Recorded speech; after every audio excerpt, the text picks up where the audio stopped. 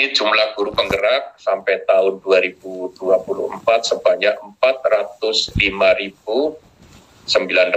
Ini targetnya nanti, ini sampai tahun 2024, dan harapannya nanti masih ada pendidikan guru penggerak di angkatan berikutnya.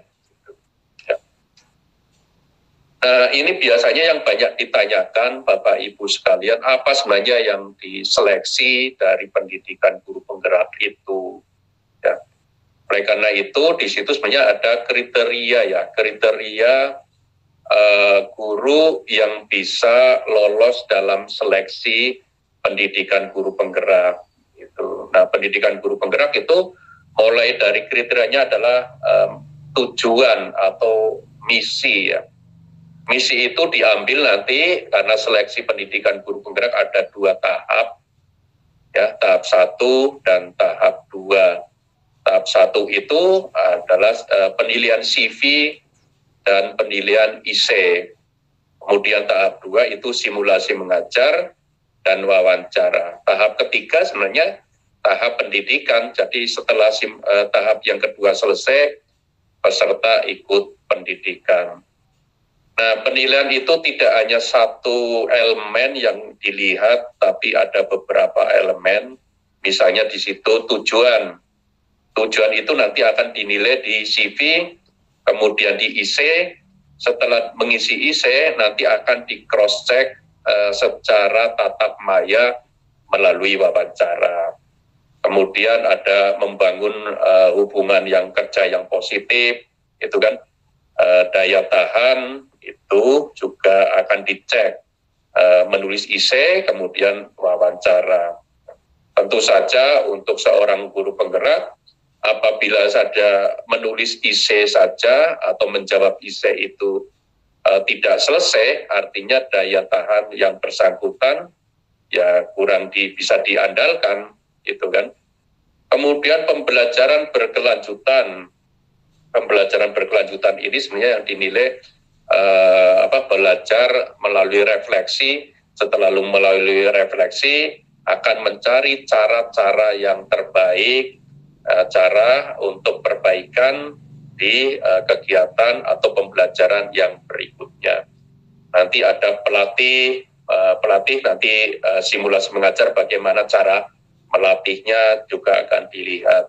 Kemudian kedewasaan beretika, ya termasuk di situ adalah tentang kejujuran, ya, tentang beretika, moral, dan pengambilan keputusan. Di sini tentu saja sebagai seorang kepala sekolah nanti akan pengambilan keputusan.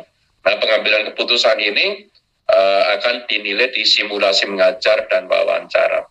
Ini petanya Bapak Ibu sekalian, karena banyak sekali apa sebenarnya kisi-kisi.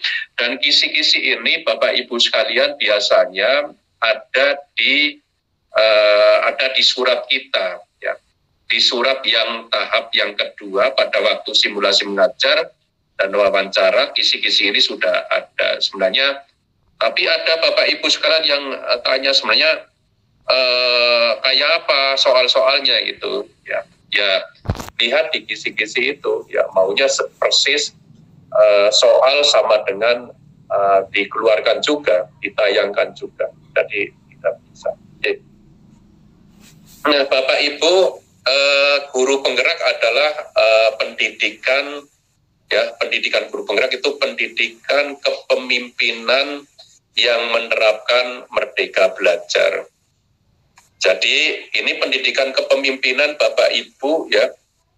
Jadi bukan pendidikan tentang mata pelajaran. Jadi kepemimpinannya yang dididik. Oleh karena itu pendidikan kepemimpinan ini kelasnya dicampur, ya, antar jenjang. Jadi dalam satu kelompok kecil sampai besar biasanya campuran guru-guru, ada yang jenjang TK, SD, SMP, SMA, dan SMK. Jadi dicampur jadi satu, ya, tidak dijalankan per jenjang, gitu, ya. Belajarnya juga tentang kepemimpinan. Oleh karena itu ini sebenarnya materi-materi yang ada di pendidikan guru penggerak adalah materi yang dasar, yang memang menjadi basic atau untuk pengembangan seorang pemimpin.